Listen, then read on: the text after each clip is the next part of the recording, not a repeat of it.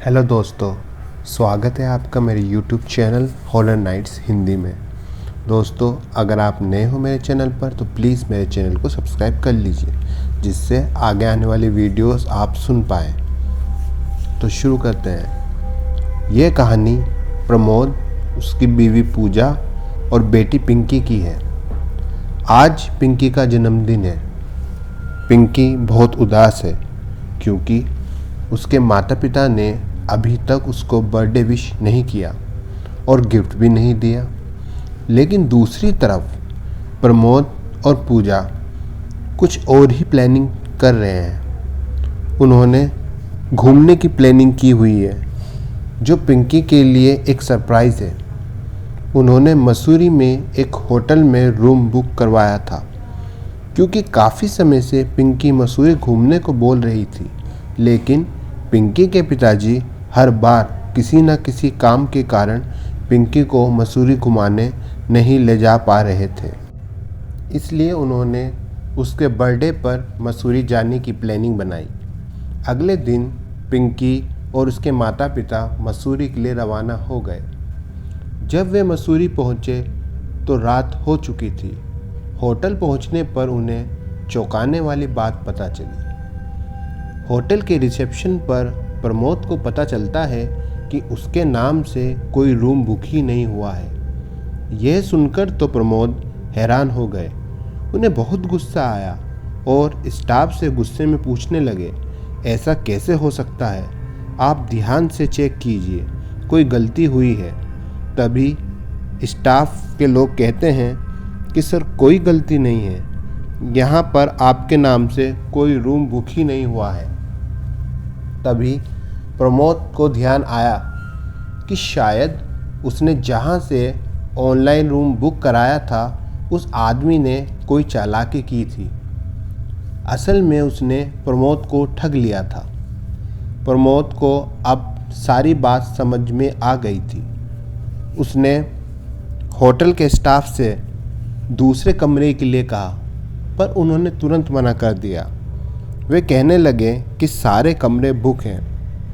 प्रमोद ने उनसे रिक्वेस्ट की कि अगर कुछ हो सकता है तो प्लीज़ कर दीजिए या किसी और होटल में बुक करा दो। लेकिन स्टाफ ने एक और चौंकाने वाली बात कर दी। उन्होंने कहा कि पूरी मसूरी में सारे होटल बुक हैं, आपको कहीं कोई कमरा नहीं मिलेगा। सॉरी। यह सुनकर तो प्रमोद को एक झटका सा लग गया। तभी उन्हीं के स्टाफ का आदमी पूरे स्टाफ से हल्की दबी हुई आवाज़ में कुछ कहने लगा और वो उसे मना करने लगे।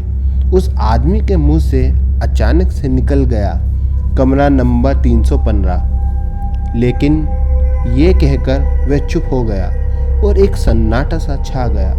बस ये सुनना था कि प्रमोद स्टाफ के पीछे पड़ गया और बोला, मुझे यही कमरा चाहिए, क्या प्रॉब्लम है? कमरा जब खाली है तो क्यों नहीं दे रहे हो? उसने इतना जोर लगाया कि स्टाफ को उस कमरे को प्रमोद को देना ही पड़ा। पता नहीं स्टाफ के सभी लोगों के चेहरे पर एक चिंता सी छाई हुई थी। वे कुछ कहना चाहते थे पर कह नहीं पाए। प्रमोद अपनी फैमिली के साथ खुशी खुशी कमरे की तरफ बढ़ा। दरवाजे पर आते ही रूम बॉय घबराते हुए प्रमोद को चाबी देकर वहां से तेजी से चला गया। ये देखकर प्रमोद को बहुत अजीब लगा, लेकिन उसने इस पर ज़्यादा ध्यान नहीं दिया और कमरे का लॉक खोलकर सब अंदर चले गए। अंदर कदम रखते ही प्रमोद और उसकी फैमिली को एक घुटन सी महसूस होने लगी।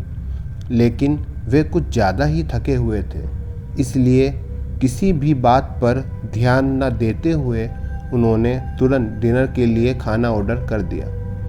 पिंकी बहुत खुश दिख रही थी। डिनर खाते ही प्रमोद और पूजा ने पिंकी को गिफ्ट्स दिए और मसूरी आने का गिफ्ट तो उसे पहले ही मिल चुका था। उसके बाद सब सोने चले गए। रात के 1 बजे का वक्त था। पिंकी की अचानक से किसी शोर की वजह से आँख खुल गई। वो आवाज़ें बाथरूम से आ रही थी। पिंकी तभी उस बाथरूम की तरफ बढ़ी। उसमें से एक हाथ बाहर आया जिसकी उंगलियां लंबी और पतली थी और नाखून बहुत बड़े थे। वे हाथ बहुत डरावना दिख रहा था और पिंकी को अपनी तरफ आने का इशारा करने लगा। पिंकी भी उसके इशारे की ओर बढ़ने लगी। जैसे ही पिंकी बाथरूम में घुसने ही वाली थी कि एकदम से पूजा ने पिंकी के कंधे पर हाथ रखते हुए पूछा कि कहाँ जा रही हो। तभी पिंकी एकदम से होश में आई और कहने लगी, पता नहीं मम्मी, मैं यहाँ कैसे आई। ये सुनकर पूजा को कुछ अजीब सा लगा। जैसे ही पूजा पिंकी को लेकर बेड की तरफ बढ़ी, तभी उसी भयानक हाथ ने पूजा की टांग पकड़कर बाथरूम में खींच ली और दरवाज़ा अपने आप बंद हो गया। पूजा की चीख सुनकर प्रमोद झटके के साथ उठा और पिंकी को रोते देखकर घबरा गया। पिंकी ने रोते हुए कहा कि मम्मी को किसी ने अंदर खींच लिया। पूजा की दर्द भरी चीखों की आवाज़ सुनकर प्रमोद हड़बड़ा गया और दरवाजे को अपने कंधे से तोड़ने की कोशिश करने लगा, पर दरवाज़ा बहुत मजबूत था, वे नहीं टूटा और दूसरी ओर अंदर से वही भयंकर चीखों की आवाज़ लगातार आ रही थी। तभी प्रमोद ने बाथरूम के दरवाजे के नीचे से खून आता देख चीख मारने लगा। बहुत ज़्यादा खून दरवाजे के नीचे से आने लगा और पूजा की चीख भी अब बंद हो गई थी। तभी बाथरूम का दरवाज़ा खुला और जो मंजर प्रमोद ने देखा उसके पैरों तले से ज़मीन ही खिसक गई। पूजा के शरीर के 2 टुकड़े हो चुके थे और उसकी दोनों आंखें गायब थी। ये दृश्य देखकर प्रमोद बेहोश हो गया। होश आने पर प्रमोद ने पिंकी को अपने ऊपर पाया, जो प्रमोद को लगातार घूर रही थी।